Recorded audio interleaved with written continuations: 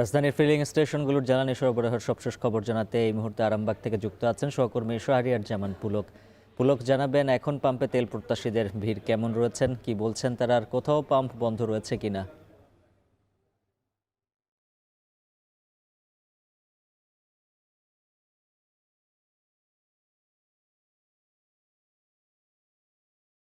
আমি এখন আছি রাজধানীর যে আরামবাগের সামনে যে ফিলিং স্টেশনটিতে।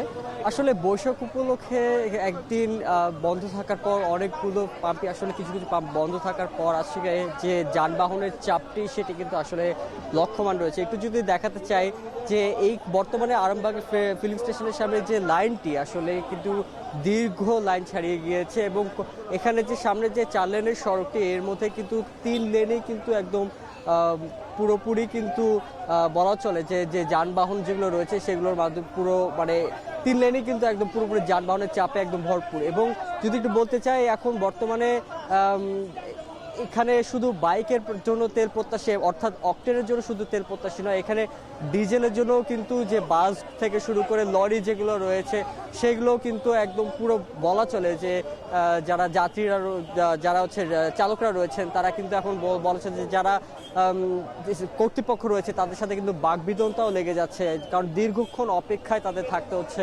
এখানে। আর যারা তেল প্রত্যাশী রয়েছে তারা বলছেন যে অনেকেই তারা গতকাল রাত থেকে তারা লাইন দিয়ে সিরিয়াল দিয়ে রেখেছেন, কিন্তু এখানে যে ফিলিং স্টেশনটিতে এখানে আসলে তেলের যে লরি সেটি আসলে এসেছে দুপুর 1টার পর এবং 1টার পরে কিন্তু এখানে তেল দেওয়া শুরু হয়।